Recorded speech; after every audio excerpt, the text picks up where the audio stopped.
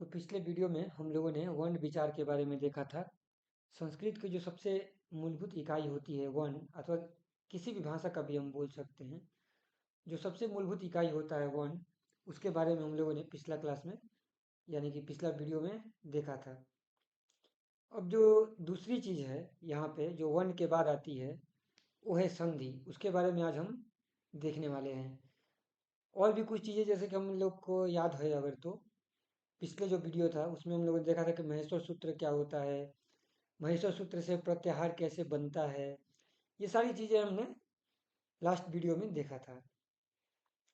तो इस वीडियो में हम संधि के बारे में देखने वाले हैं कि संधि क्या है। संधि जो है संस्कृत भाषा का एक प्रकार से बोल सकते हैं तो जान है। अगर हम संधि को नहीं समझते हैं तो संस्कृत भाषा को समझना हमारे लिए बहुत ज़्यादा मुश्किल हो जाएगा। ठीक है, तो संधि को हमें समझना बहुत बहुत आवश्यक है।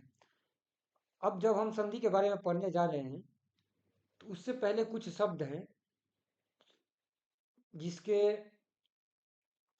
अर्थ को समझना जरूरी है, क्योंकि इसके आधार पर हम संधि में परिभाषाएं करेंगे। ठीक है, तो कुछ जो शब्द हैं उसका में से जो मेन मेन शब्द है वो है आगम। आगम का मतलब क्या होता है, उसके बाद आदेश का मतलब क्या होता है, उसके बाद अगर हम देखें उपधा का मतलब क्या होता है,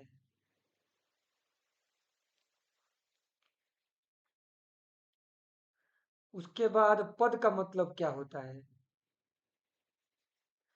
तो ये सारा चीज जो है हम लोग थोड़ा सा देखने का प्रयास करते हैं कि इनका अर्थ क्या होता है, क्योंकि इसका प्रयोग होगा धीरे धीरे धीरे धीरे, कहीं कहीं उपयोग होंगे ये शब्द।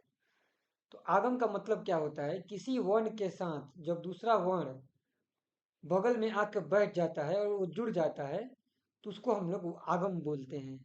जैसे कि एग्जाम्पल से समझते हैं, सिर्फ थोड़ा सा समझना है इस चीज को। वृक्ष प्लस छाया, अगर हम इन दोनों चीज को मिला के रखना चाहते हैं तो यहाँ पे क्या होगा, वृक्ष प्लस छाया से ऐसे बनता है वृक्ष, और बीच में यहाँ पे एक च आ जाता है, आधा च। ठीक है, और छाया, तो वृक्ष प्लस छाया, वृक्ष छाया बन गया। तो यहाँ पे जो च आया है ना मध्य में, बोल सकते हैं कि च का जो है वृक्ष के अ और छ के मध्य में क्या हुआ है, आगम हुआ है।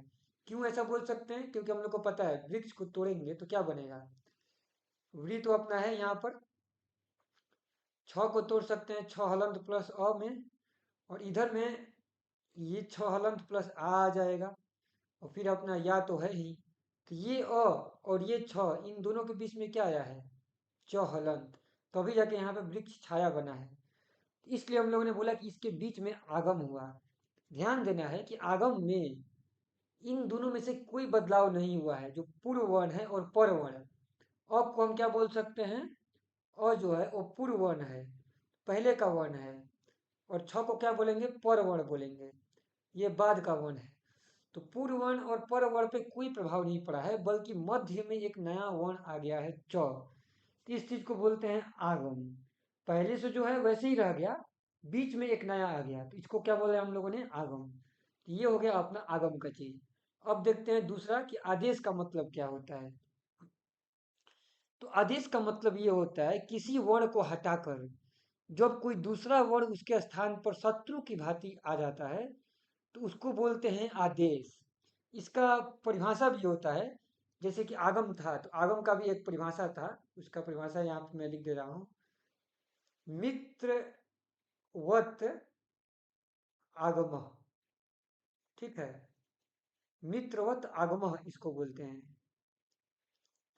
एक साथ बोल सकते हैं, एक साथ ऐसे लिख सकते हैं, मित्र वदागम, जुड़ के ऐसे बोल देंगे तो ये परिभाषा है। इसी को तोड़ के लिखा गया है ऊपर में, मित्रवत आगम, यानी कि मित्र की भांति ये बीच में आया है। ऐसा नहीं है कि किसी को हटा दिया था या किसी को बदल दिया था, वैसा कुछ नहीं किया है, बीच में ये जस्ट चुपचाप आ गया है। पूर्व वर्ण भी अपना है, पर वर्ण भी अपना है, कोई दिक्कत नहीं है। तो ये मित्रवत आगम हुआ है, दोस्त की भांति आ गया है ये। अगला जो चीज है वो है अपना आदेश। अब आदेश को देखते हैं कि आदेश का मतलब क्या होता है। तो जो आदेश का परिभाषा होता है वो है शत्रु व दा दे सह। ठीक है, इसका मतलब क्या हुआ? शत्रुवत आदेश सह, ये हुआ। तोड़ेंगे तो क्या बनेगा? शत्रुवत आदेश, यानी कि शत्रु की भांति ये आदेश दे दिया यहाँ पे। इसका मतलब ये हुआ कि एक वर्ण को हटा के दूसरा वर्ण बनेगा, तो उसको हम लोग क्या बोलेंगे? आदेश हुआ है वहां पे। ये नहीं बोलेंगे कि यहाँ पे आगम हुआ है। आगम ऊपर में था, जिसमें कि पूर्व वर्ण को भी कुछ नहीं किया गया, पर वर्ण को भी कुछ नहीं किया गया।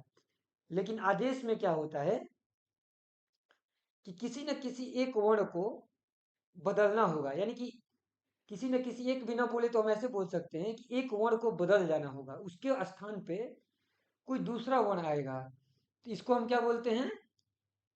आदेश। एग्जाम्पल के लिए संधि जब पढ़ेंगे तो उसमें ये चीजें आएगी। हमारे पास है यदि प्लस अपि। अगर इसको हम तोड़े तो कैसे कैसे आएगा? यह हलंत प्लस अ, द हलंत प्लस हर्षई, इसके बाद अ प्लस प हलंत प्लस हर्षई। तो ये चीजें हैं यहाँ पे। ठीक है, अब इसमें पूर्व वर्ण कौन सा है? पहले वाला वर्ण तो वो है अपना ई, और पर वर्ण कौन सा है अपना? तो अ। तो इनका संधि होना है। यदि और अपि का संधि जब करते हैं, लोग पढ़ेंगे तो देखेंगे, तो उसमें पूर्व वर्ण ई है, पर वर्ण अ है, तो ये एक संधि होता है। और उस संधि के बाद क्या होता है? ई के स्थान पे य आ जाता है। ई के स्थान पे क्या आ जाता है? य हलंत आ जाता है। तो इसको हम बोलेंगे कि यहाँ पे क्या हो गया? आदेश हो गया। जो ये क्रिया हुई ना, इस क्रिया का नाम है आदेश। आदेश का मतलब ही क्या होता है कि एक वर्ण को हटा दिया गया वहां से। ऊपर में किसी को हटाया नहीं गया था, अ भी अपना था, छ भी था, बीच में आ गया था च। लेकिन नीचे में क्या किया गया? यहाँ पे ई को सीधे सीधे हटा के उसके बदला में य रख दिया गया। तो अब अपना कैसे बन जाएगा? यहाँ पे अगर हम लोग लिखना चाहें पूरी तरीके से इसको, तो कैसे लिखेंगे? देख लेते हैं। यहाँ पे य हलंत, अ, द हलंत, और ई के बदले में क्या आ गया? य हलंत, फिर अ, प हलंत और हर्षई। ये तो पूरा य बन जाएगा। द हलंत और य मिलके क्या बन जाएगा? द्य। ठीक है, द हलंत य और अ तीनों मिलके बन जाएगा द्य। ठीक है, इसको ऐसे भी लिख सकते हैं। चाहते तो अलग तरीका से भी लिख सकते थे, जैसे कि अगर हम इसको एक एक और बढ़ा देते हैं, यह पूरा हो गया, द हलंत पूरा हो गया। द हलंत को पूरा नहीं बोलेंगे, आधा बोलेंगे। तो द हलंत हमने लिख दिया। इसके बाद यह हलंत और अ को क्या लिख देंगे? यहाँ पे यह पूरा लिख देंगे, और प और इसको क्या लिख देंगे? पी, ऐसे लिख देंगे। तो ये भी यद्यपि सही है, लेकिन इसको ऐसे भी लिख सकते हैं, ज्यादा अच्छा रहता है। द्य, ये जो द्य है ना, इसको मिला के ऐसे लिखते हैं, जो कि विद्यालय में आता है, यद्यपि। तो मेन चीज अपना ये रहा यहाँ पे, क्या मेन जो चीज रहा वो रहा यहाँ पे। आदेश का मतलब होता है एक वर्ण दूसरे वर्ण से विस्थापित हो जाएगा, उसको हटा देंगे शत्रु की भांति। बोलेगा तुम हटो उस जगह से, वहां मैं आऊंगा। तो ई को हटा के य आ गया। कभी कभी इसी में से एक और चीज होता है आदेश के जैसा ही, उसको बोलते हैं एकादेश। उसको क्या बोलते हैं? एकादेश। एकादेश का मतलब ये होता है कि इन दोनों के बदला में एक ही आ जाएगा, दोनों को हटा दिया जाएगा, और उसके बदला में क्या आ जाएगा? एक ही आ जाएगा। जैसे कि होता है संधि में, अ प्लस अ मिलके क्या हो जाता है? आ हो जाता है। यानी कि पूर्व वर्ण भी हट गया, पर वर्ण भी हट गया, दोनों मिलके क्या हो गया? आ हो गया। देखेंगे जब आगे संधि हम पढ़ेंगे ना अभी जस्ट, तो उसमें हम लोग को ये चीजें स्पष्ट रूप से पता चलेगी। तो ये यहाँ पे चीजें समझ में आई हम लोगों को। हम लोगों ने क्या क्या देख लिया यहाँ पे? आगम देख लिया, आदेश देख लिया, और आदेश में एकादेश भी देख लिया। एकादेश का मतलब क्या? कि दोनों वर्ण, पूर्व वर्ण और पर वर्ण दोनों हट गए और उसके बदला में कोई नया आ गया। ठीक है, अब जो हम यहाँ पे देखने वाले हैं वो है उपधा। उपधा किसको बोलते हैं? यहाँ पे जो अगला अपना शब्द है वो है उपधा। उपधा का क्या मतलब होता है? तो किसी शब्द के अंतिम वर्ण से पूर्व वर्ण को उपधा कहते हैं। हर शब्द है, शब्द क्या होता है? अगर हम बात करें तो शब्द क्या होता है, तो शब्द जो होता है वो होता है वर्णों का योग। वर्ण जब आपस में मिलते हैं तो शब्द बनते हैं। अब कोई भी वर्ण मिला के शब्द वैसे बना देंगे लेकिन उसका कोई अर्थ हो भी नहीं सकता है। तो बेसिकली हम ये बोलते हैं कि वर्ण रखें तो उसका कुछ मीनिंग हो दुनिया में। तो वर्णों के योग को हम क्या बोलते हैं, शब्द बोलते हैं। वर्णों के योग से शब्द बनता है। अब जैसे कि मैं यहाँ पे एक शब्द रखता हूँ चिंत, इसका मतलब कि चिंता करना, सोचना, तो चिंत हो गया। तो चिंत को तोड़ेंगे तो कैसे कैसे तोड़ेंगे इसको। च हलंत, हर्षई, आधा न है तो न हलंत लिखेंगे, उसमें अ नहीं है, और त हलंत ये लास्ट है। तो अगर पूरा रहता, हम लोगों ने को पता है कि त होता है, तो को तोड़ के क्या लिख सकते हैं, तो हलंत प्लस अ। अगर कोई ऐसे की लिखा है इसका मतलब क्या है, क हलंत प्लस बड़ी ई। तो वैसे ही तो हलंत है तो हलंत ही रह जाएगा, अब इसमें कुछ नहीं है। तो जो ये चित्त शब्द है इसका सबसे अंतिम वर्ण क्या है, तो हलंत है। तो सबसे अंतिम वर्ण के जो पहले वाला वर्ण रहता है उसको हम लोग क्या बोलते हैं, जो पूर्व रहता है उसी को हम लोग क्या बोलते हैं, उपधा। तो हर शब्द का उपधा होता है। तो चिंत शब्द का उपधा क्या होगा, न हलंत। कोई बोलेगा कि चिंत शब्द का उपधा बताओ तो न हलंत। जो न हलंत है वो क्या है, उपधा है।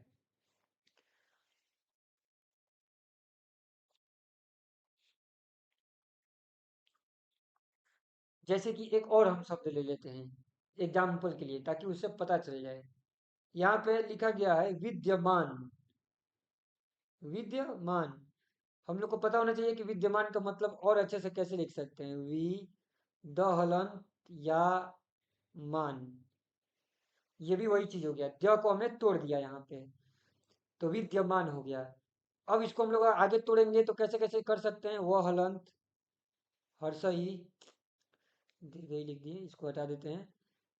द हलंत तो रहेगा ही अपना, यह हलंत रहेगा, इसके बाद आ हो जाएगा, इसके बाद म हलंत हो गया, फिर आ हो गया, फिर न हलंत हो गया। इसमें हम क्या बोलेंगे यहाँ पे, कि विद्यमान में,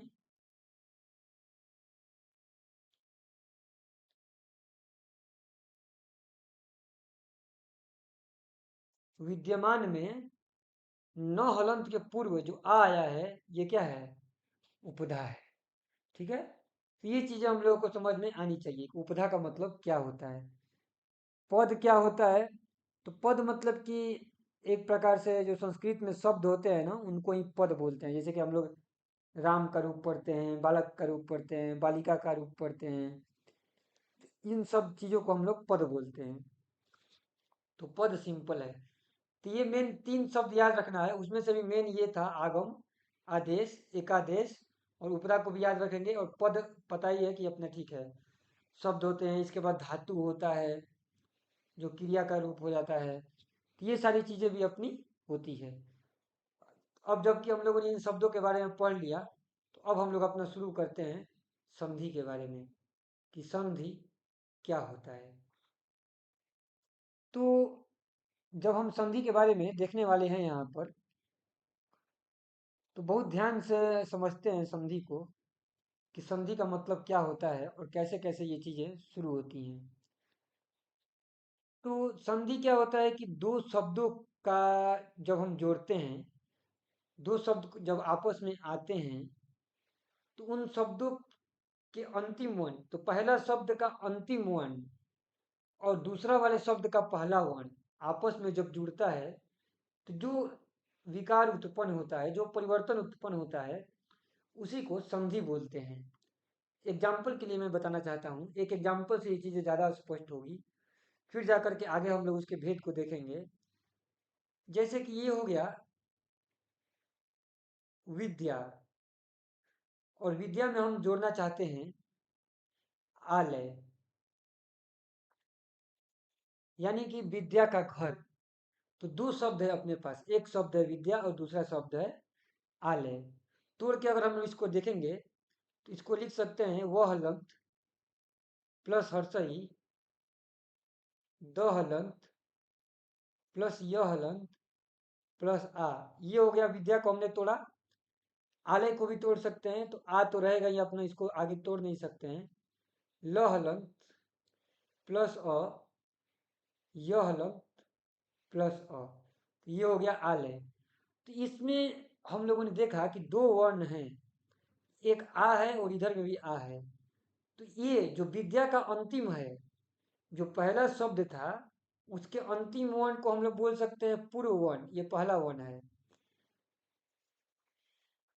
और जो दूसरा शब्द था आलय, उसके पहले वाला को क्या बोलेंगे? पर वर्ण, ये बाद का वर्ण है। ठीक है। तो पूर्व वर्ण और पर वर्ण आपस में मिलेंगे तो जो विकार उत्पन्न होगा, इसी को हम लोग क्या बोलते हैं? संधि बोलते हैं। संधि में यही काम हम लोग को देखना है कि दो शब्द आएंगे, जैसे कि यहाँ पे विद्या आया है, आलय आया है, उनको आपस में जोड़ेंगे। तो जुड़ता कौन है वास्तव में? दोनों शब्द का हर चीज नहीं जुड़ता है। वास्तव में जो जुड़ता है, पहला वाला शब्द का अंतिम वर्ण जो है, जिसको कि हम पूर्व वर्ण बोल रहे हैं, और दूसरा वाला शब्द का जो सबसे पहला वर्ण है, जिसको कि हम पर वर्ण बोल रहे हैं, ये दोनों ही आपस में क्या होते हैं? जुड़ते हैं। तो ये चीजों को याद रखना है, पूर्व वर्ण और पर वर्ण। पूर्व वर्ण क्या है? पहला शब्द का अंतिम वर्ण। और पर वर्ण क्या है? दूसरा शब्द का पहला वर्ण। ये आपस में जुड़ते हैं। जुड़ते हैं तो कुछ बदलाव आता है, उसी बदलाव को हम संधि बोलते हैं। अब जो ये शब्द आ रहे हैं और शब्दों के अंत में जो वर्ण आ रहे हैं, इन वर्णों के आधार पर ही हमारे पास क्या है कि अलग अलग शब्द आते हैं। क्या आते हैं? अलग अलग जो वर्ण है, वो वर्ण अलग अलग प्रकार के होते हैं, और उन्हीं वर्णों के आधार पे अलग अलग संधि को बांटा गया है। तो तीन प्रकार की संधि होती है। सबसे पहला होता है, उसका नाम है स्वर संधि। सबसे पहला का क्या नाम है? ध्यान से समझते हैं इस चीज को। जो सबसे पहला है ना, उसका नाम है स्वर संधि। इसी को हम लोग और भी बोलते हैं। इसी का दूसरा नाम होता है अच संधि। क्या होता है? अच संधि। अच जो है एक प्रत्याहार है जिसमें सारे स्वर आते हैं। महेश्वर सूत्र पहला चप जो वर्ण विचार है, उसको पढ़ने पे इसके बारे में पता चल जाएगा। तो स्वर संधि यानी कि अच प्रत्याहार। दूसरा जो है वो है व्यंजन संधि। व्यंजन संधि का मतलब ये हो गया हल प्रत्याहार के साथ जो बनता है। और लास्ट में जो आता है वो आता है विसर्ग संधि। कौन सा संधि? विसर्ग संधि। तो स्वर संधि में क्या होता है? दोनों वर्ण, पूर्व वर्ण भी और पर वर्ण भी, दोनों क्या होते हैं? स्वर होते हैं, यानी कि अ आ से लेकर ये सब चीजें। व्यंजन में क्या होता है? व्यंजन में एक जो होता है वो व्यंजन होगा, चाहे पूर्व वर्ण कह दे चाहे पर वर्ण कह दे, कोई ना कोई एक व्यंजन होगा। तो उसको बोलते हैं व्यंजन संधि। और विसर्ग में क्या होता है कि एक ना एक विसर्ग होता है, जो अंतिम वाला रहता है वही क्या होता है? विसर्ग हो जाता है। तो ये चीजें हम लोगों को यहाँ पे ध्यान देना आवश्यक है कि तीन चीजों का मतलब क्या होता है। तो जो व्यंजन संधि है, उसमें व्यंजन के पश्चात पहला जो रहेगा वो तो व्यंजन रहेगा ही, यहाँ पे व्यंजन रहेगा। और व्यंजन के पश्चात यहाँ पर स्वर भी हो सकता है और व्यंजन भी हो सकता है। ठीक है। ऊपर में क्या था यहाँ पे? इधर भी स्वर रहेगा, इधर भी स्वर रहेगा, तो स्वर संधि रहेगा। व्यंजन संधि में पूर्व वर्ण जो पहला है वो व्यंजन, और दूसरा क्या रहेगा? स्वर या व्यंजन, कुछ भी हो सकता है। ठीक है। व्यंजन संधि के बाद जो अपना आता है वो आता है विसर्ग संधि। तो विसर्ग संधि में क्या होता है? सबसे जो पहला है वो विसर्ग रहता है, अन अह वाला लास्ट वाला विसर्ग रहता है। और विसर्ग के बाद जो पर वर्ण रहेगा वो क्या रहेगा? स्वर भी रख दें या फिर व्यंजन भी रख दें, तो दोनों चलेगा। तो हम लोग को समझ में आ गया चीजें। इधर वाला सब क्या है? पूर्व वर्ण है, यानी कि पहला वर्ण का अंतिम शब्द, वो पहला शब्द का अंतिम वर्ण। ठीक है। पूर्व वर्ण क्या है? पहला शब्द का दो आता है ना संधि में, दो शब्द आपस में जुड़ते हैं, तो पहला शब्द का लास्ट वर्ण ये पूर्व वर्ण होता है, और ये है अपना पर वर्ण। पर वर्ण का मतलब क्या हुआ? दूसरा शब्द का फर्स्ट वर्ण। ये क्या हो गया अपना यहाँ पे पर वर्ण हो गया। तो याद रखना है स्वर संधि में क्या क्या होता है। स्वर संधि में जो होता है पूर्व वर्ण हो अथवा पर वर्ण हो, दोनों स्वर रहेंगे। व्यंजन संधि में पहला व्यंजन रहेगा, दूसरा स्वर भी हो सकता है, व्यंजन भी हो सकता है। विसर्ग में पहला विसर्ग रहेगा, दूसरा स्वर भी हो सकता है और व्यंजन भी हो सकता है। यहाँ तक हम लोगों ने इस चीज को यहाँ पे समझ लिया। तो अब जो है यहाँ पे हम शुरू करने वाले हैं स्वर संधि के बारे में कि स्वर संधि क्या होते हैं। तो स्वर संधि में कुल 7 सूत्र हम लोग पढ़ने वाले हैं। सातों में जो सबसे मेन है वो 5 है, लेकिन अभी हम पहले सातों का नाम लिख देते हैं ताकि जो चीजें हैं वो समझ में आ जाए कि क्या क्या अवेलेबल है अपने पास। तो स्वर संधि, स्वर संधि जो है जिसको कि हम लोग अच भी बोलते हैं, स्वर का ही दूसरा नाम अच होता है। ठीक है। अच एक प्रत्याहार है। अच क्या है? एक प्रत्याहार है, हम लोग को पता होना चाहिए। अ ई उ अ ई उ अगर हम लोग पढ़ेंगे ना पहला, अगर हम देखेंगे तो उसमें से ये पता चल जाता है। अ ई उ इसके बाद री री क, इसके बाद ए ओ अंग, ए ओ च। ये पूरा अच प्रत्याहार के वर्ण है, इसमें से हम लोग को पता है कि लास्ट वाला हम लोग नहीं लेते हैं। तो इसके बाद जो बचा अ ई उ, ये री री ए ओ ये अच प्रत्याहार के अंतर्गत आने वाले वर्ण हैं। तो जो यहाँ पे दिया गया है स्वर संधि यानी कि अच संधि भी जिसे हम बोलते हैं, इसके कुल मेनली 5 वेद हैं, लेकिन कुल मिला के 7 तक भी हम लोग देखते हैं। तो जो हम यहाँ पे चीजें लिख देते हैं जिसको कि याद रखना है, और फिर आगे आगे हम देखते जाएंगे इन चीजों को। तो जो सबसे पहला आता है वो आता है दीर्घ संधि। क्या आता है? दीर्घ संधि। डिटेल्स में पढ़ेंगे, अभी जस्ट याद करने के लिए, दिमाग पर रखने के लिए मैं चीजों को लिख दे रहा हूँ। इसका जो सूत्र होता है वो होता है अक सवर्ण में दीर्घ, सवर्ण में दीर्घ। दूसरा जो आता है वो आता है गुण संधि।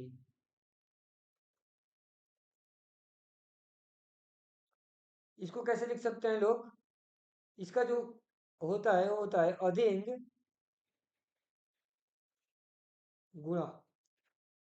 जो तीसरा आता है वो होता है अपने पास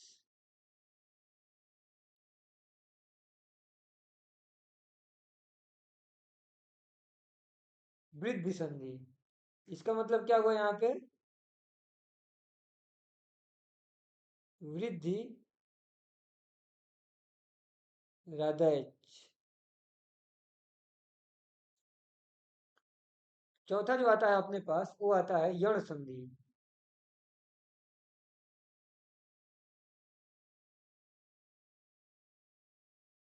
यण संधि का मतलब क्या होता है? इको यण ची। ये चीजों को थोड़ा सा दिमाग पे रखना जरूरी है। पांचवा आता है आयादी संधि।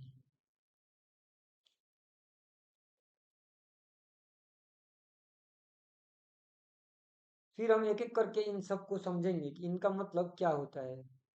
वो होता है एच ओ अयवा याव। ठीक है। तो ये कुल मिला के यहाँ पे कितने हो गए स्वर संधि? अभी हम लोगों ने 5 देखा, इसके बाद भी होते हैं उसको हम लोग लास्ट में देख लेंगे। ये मेन 5 है जिसको कि हम लोग को पढ़ना और समझना है।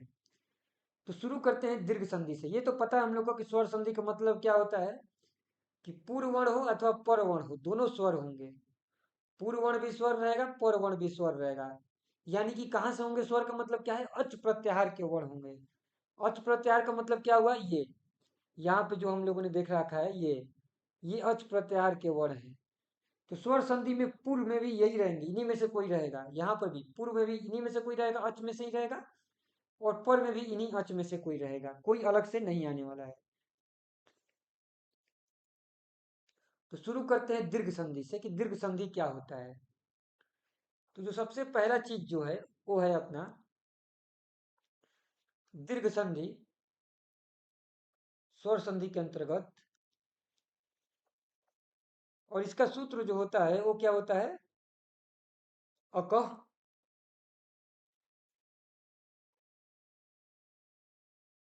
स्वर्ण में दीर्घ। यानी कि अकह स्वर्ण दीर्घ का मतलब ये हुआ कि अक प्रत्याहार के बाद समान वर्ण रहने पर दीर्घ हो जाता है। जब अक प्रत्याहार रहेगा तो अक प्रत्याहार के बाद समान वर्ण रहा तो दीर्घ हो जाएगा।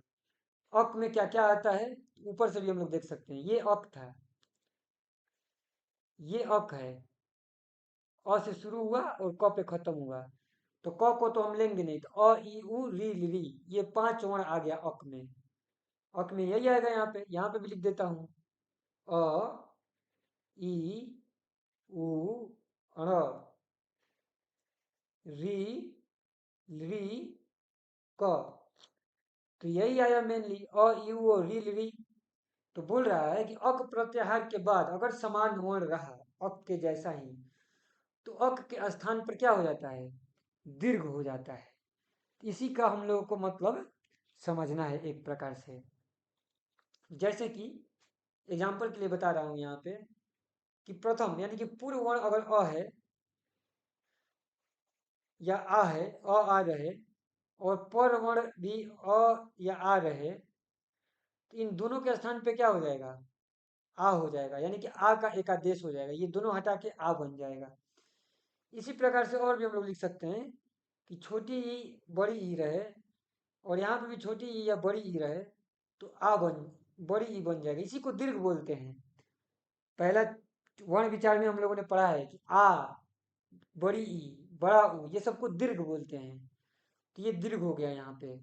वैसे ही ऊ रहे, बड़ा ऊ रहे, अथवा बड़ा ऊ या ऊ रहे, तो यहाँ पे बड़ा ऊ बन जाएगा। सेम री के लिए भी काम होता है, ठीक है। री के लिए भी सेम काम होता है।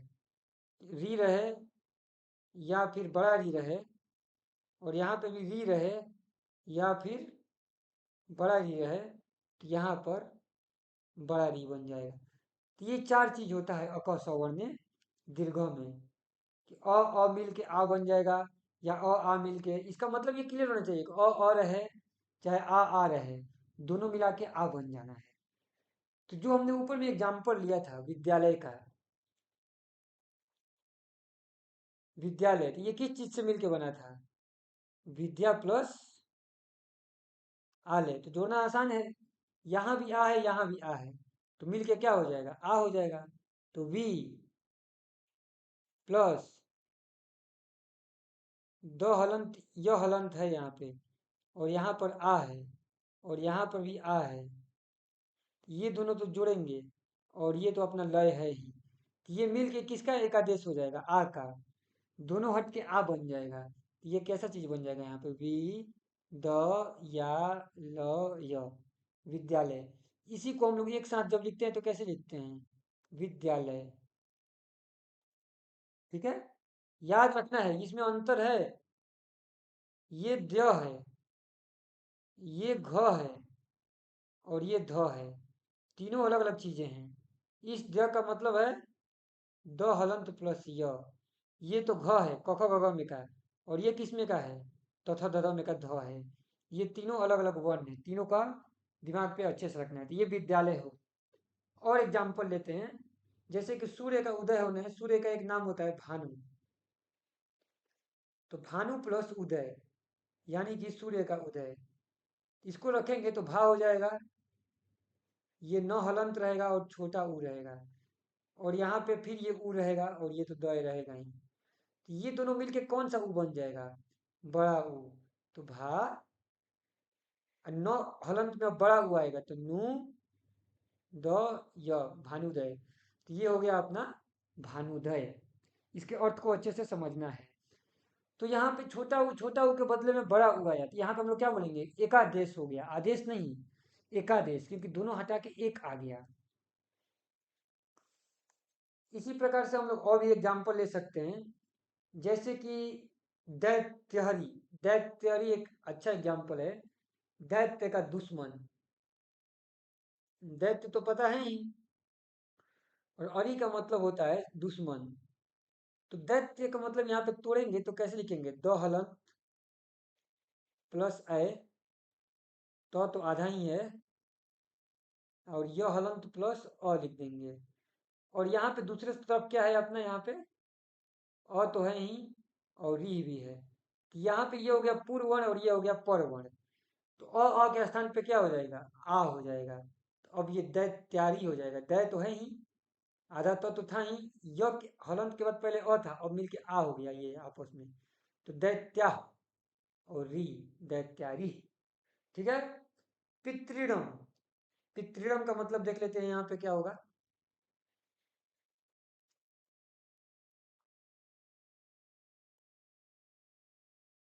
पितृ प्लस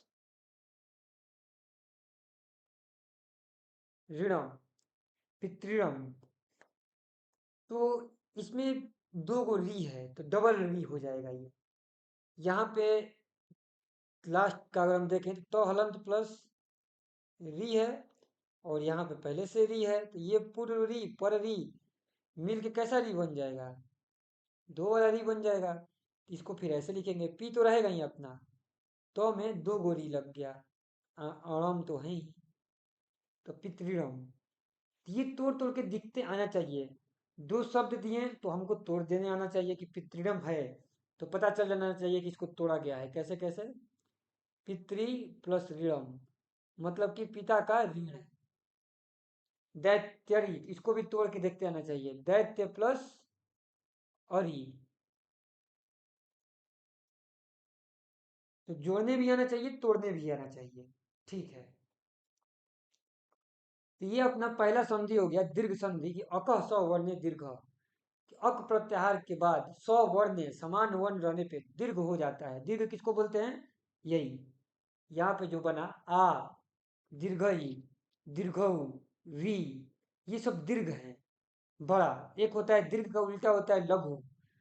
तो यहाँ पे हम लघु का बात नहीं कर रहे हैं, दीर्घ का बात कर रहे हैं। इसका उल्टा क्या होता है, लघु। तो ये सब दीर्घ वर्ण है। तो यही दीर्घ वर्ण कैसे बनते हैं, लघु के आपस में जोड़ने पे, इसी का सूत्र था अक सवर्ण दीर्घ, मतलब कि दीर्घ संधि के अंतर्गत। तो जब भी शब्द आएंगे तो इनको इस प्रकार से हमें जोड़ के देखना है। दूसरा यहाँ पे देखते हैं, वो है गुण संधि। वो क्या है यहाँ पे, गुण संधि।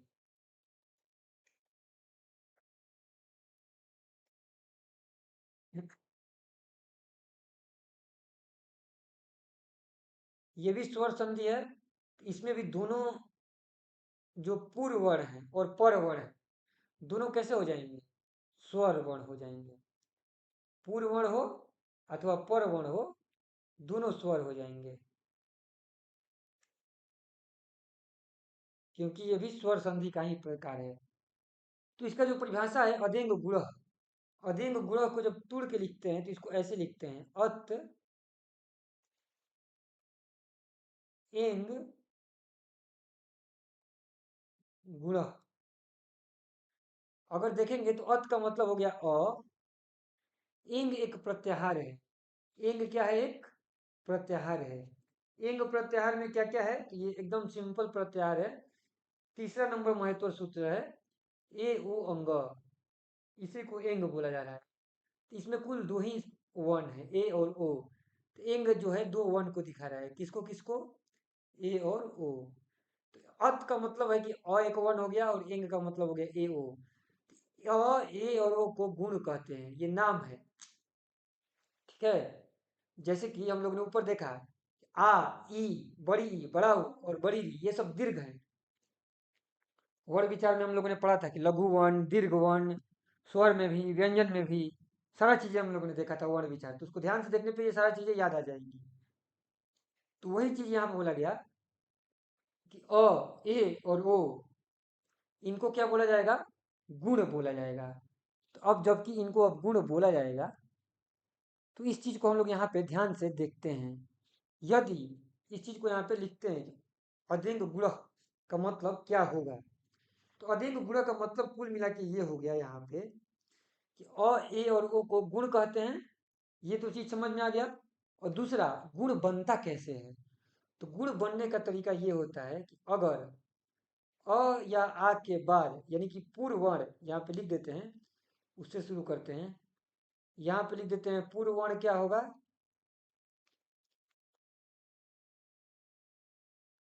और यहाँ पे लिख देते हैं कि पर वर्ण क्या होगा, बाद का वर्ण।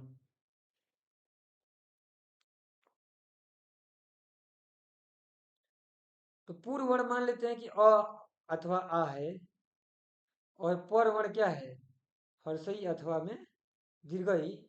तो इन दोनों के स्थान पे क्या आ जाएगा, ए आ जाएगा। हमको यही देखना है कि ये चीजें कैसे बनती हैं, ए आ जाएगा। इसके बाद दूसरा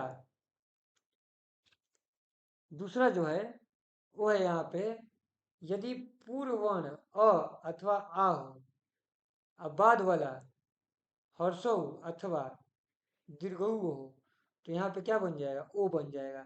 तो हमने गुण में ए भी बना दिया, ओ भी बना दिया, अब बचा अ। तो अ के लिए रहता है, यदि अ और आ के बाद री आ जाए, क्या आ जाए, री, तो और बन जाता है। अ को यहाँ पे और के रूप में दिखाया गया है कि और बन जाता है। अब हम इन सारी चीजों का एग्जाम्पल देखते हैं कि ये कैसे कैसे चीजें होती हैं। जैसे कि ले लेते हैं यहाँ पे देवेश, अथवा ले सकते हैं हम लोग एक दूसरा देवेंद्र। ठीक है, देवेंद्र ले लेते हैं, देवेंद्र। देवेंद्र को अगर हम देखना चाहते हैं यहाँ पे ध्यान से, देवेंद्र, देवेंद्र, ये कैसे बना है, तो ये बना है देव प्लस इंद्र। देव और इंद्र को जोड़ने से देवेंद्र बन गया। कैसे कैसे, तो वह जो है वह को कैसे लिख सकते हैं, वह हलंत प्लस अ, दे तो अपना बाकी है ही यहाँ पे, और यहाँ पे इसको कैसे लिख सकते हैं, ई तो अपना है ही, और नद्र बाकी है। नद्र को भी तोड़ सकते हैं लेकिन मतलब है नहीं। हमको क्या चाहिए, पहला वर्ड शब्द का अंतिम वर्ण, तो वो अ हो गया, और दूसरा शब्द का पहला वर्ण वो ई हो गया। तो अ और ई मिलके आपस में क्या बनने वाला है, ए। तो इनके जगह पे ए का देश हो गया ए का। तो जब ए का हो गया तो दे तो था, और वह हलंत के साथ ए हो गया, तो ये क्या हो जाएगा, वे हो जाएगा। और नद्र तो बाकी है ना, तो ये हो गया देवेंद्र। और भी देख सकते हैं हम लोग इसको नरु का ईश्वर, ईश का मतलब शासन करना, तो जो देवताओं पे शासन करता है वो देवेंद्र हो गए। तो सुरेश, सुर का मतलब इंसान हो जाता है। ठीक है, तो सुर प्लस ईश, तो इसमें भी अ है और ई है, तो सुरेश बन जाएगा फिर से। अ और बड़ा ई मिलके क्या बन जाएगा, ए। तो जब बड़ा ए बनेगा तो इसमें से र में से अ तो निकल गया था, तो अब ये आएगा तो क्या हो जाएगा, सु तो अपना रहेगा ही, र के ऊपर में रे हो जाएगा, और सह तो बाकी रहेगा ही, क्योंकि बड़ी ई खत्म हो गई। ये दोनों मिला के ए बना हुआ है, ये याद रखना है। उसी प्रकार से और एक ले लेते हैं एग्जाम्पल, दूसरा वाला जिसमें कि ओ बनता है, उसका एग्जाम्पल देखते हैं। तो जैसे कि कोई बड़ा उत्सव है तो उसको हम लोग क्या बोलते हैं, महोत्सव। तो महोत्सव कैसे बना है, इस चीज को देखते हैं यहाँ पे। तो महा प्लस उत्सव से बना है महोत्सव। महा उत्सव को महोत्सव बोलते हैं।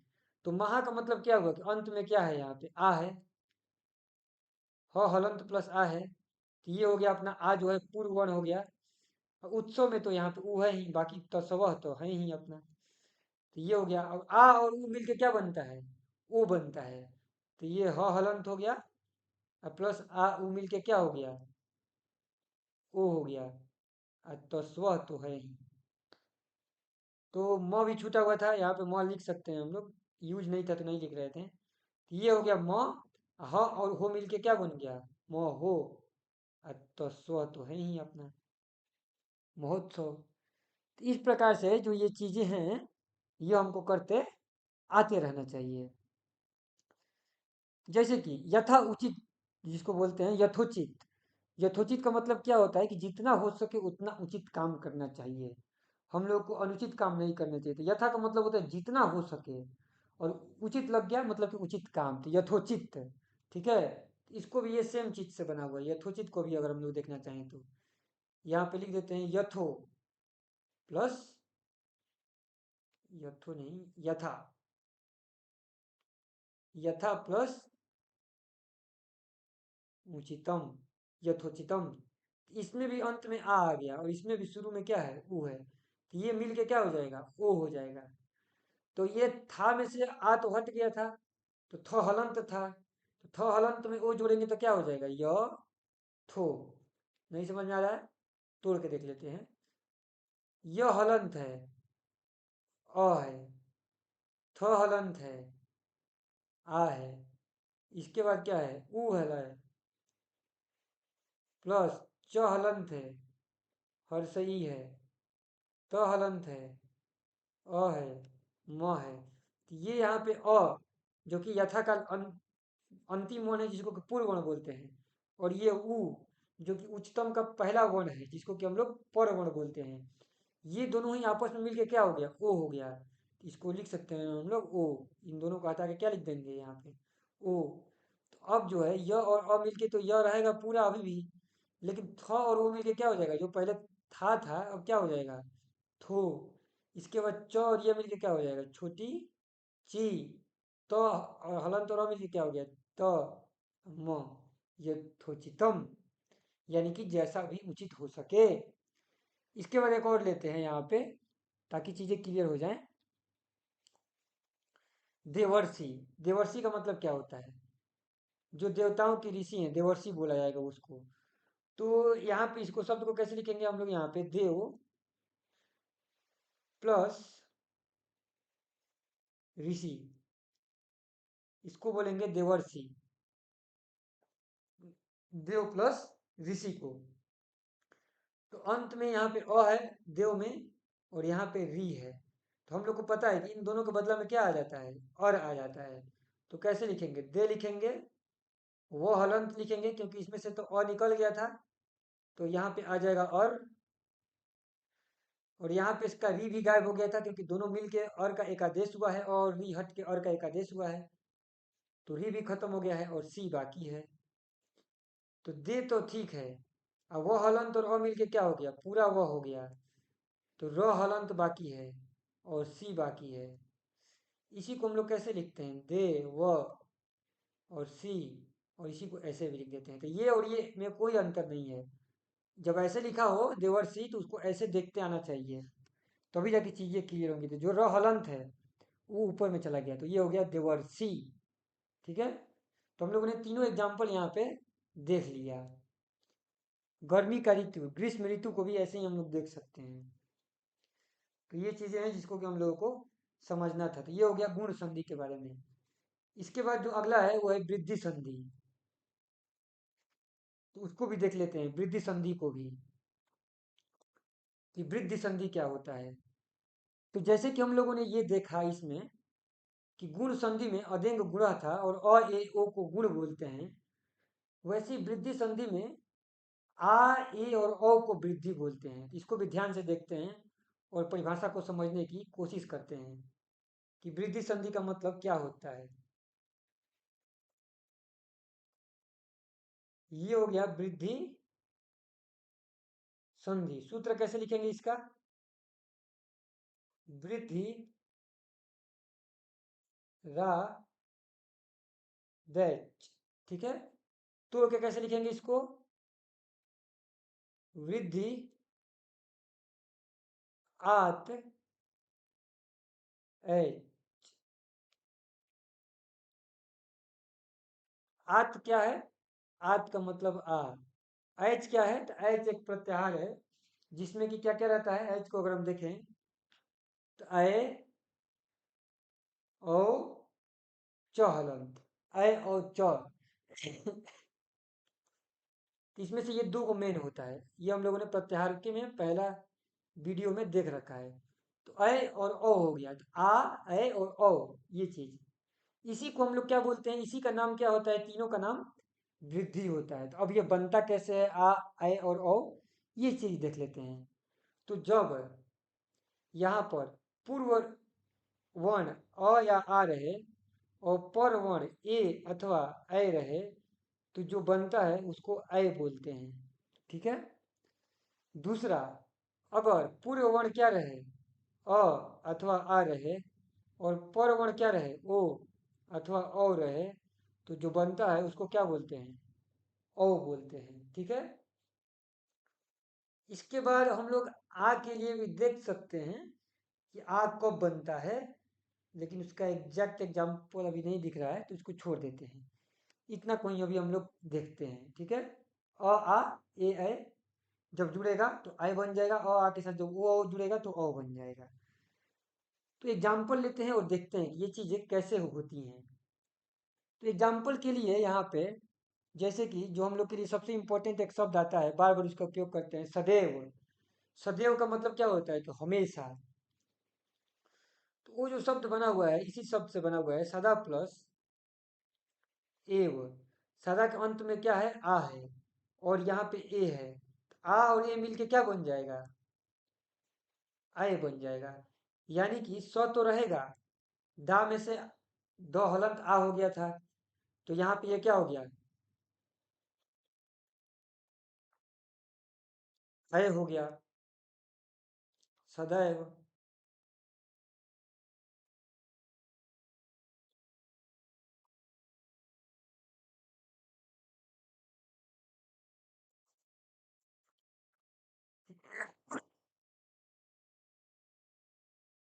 हम्म। फिर दूसरा, सदैव के बाद एक और एग्जाम्पल, देवता के जैसा ऐश्वर्य रखने वाला।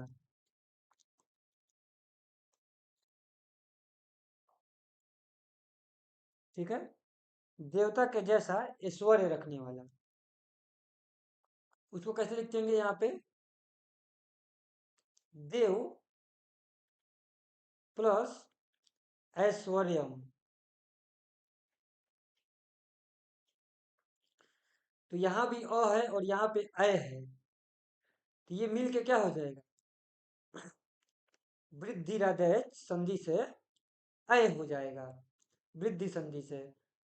तो दय दे तो रहेगा ही, यहाँ पे वय हो जाएगा, दय, दे वय, और ये लिख देंगे श व व्यम, दैवैश्वर्यम।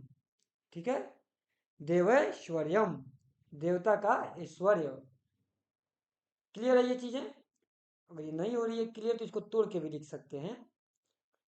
यहाँ पे ये अपना हो गया द हलंत, यहाँ पे है अपना ए, ये है वो हलंत, यहाँ पे है अ, और यहाँ पे अपना अय तो है, ये अपना हो गया देव का, इधर है अपना ऐश्वर्यम का, तो अय।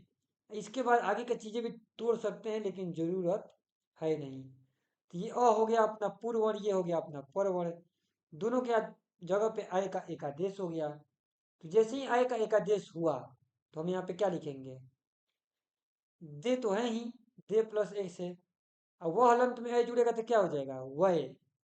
अब बाकी अब ये लास्ट वाला ही तो बचा, तो स व य म, देवैश्वर्यम। ऐसे ही और एग्जाम्पल इसमें देख सकते हैं, सदैव के हम लोगों ने देख लिया है, तथैव देख सकते हैं। ठीक है। लतैव देख सकते हैं। ये सब इसी आधार पे बना हुआ है। दूसरा एग्जाम्पल देखते हैं इसमें से, जो कि इसका है, अभी तो हम लोग ने ए बनाने वाला देखा, अब ओ बनाने वाला देखते हैं एग्जाम्पल। तो ओ वाला एग्जाम्पल में जो आता है, वो जो सबसे बढ़िया एग्जाम्पल है, महाौषधि, मतलब कि सबसे बढ़िया औषधि, उसको हम लोग महौषधि बोलते हैं। तो उसको कैसे लिखते हैं, महा मतलब कि सबसे अच्छा, महान, और औषधि, औषधि मतलब दवाई,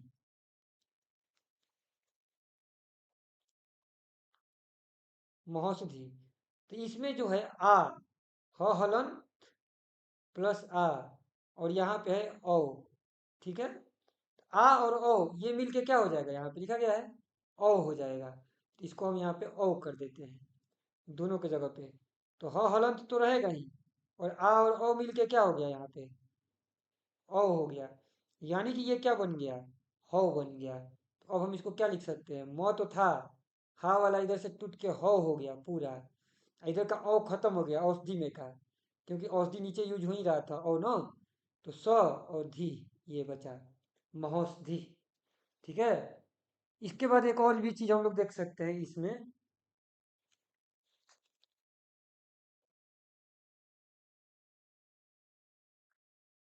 मम औषधि मतलब कि मेरा, इसको बोल सकते हैं मम औषधि मतलब कि मेरा दवा। ठीक है। मम का मतलब हो जाता है मम मतलब मेरा, तो मम औषधि, इसको भी लिख सकते हैं हम लोग आसानी से।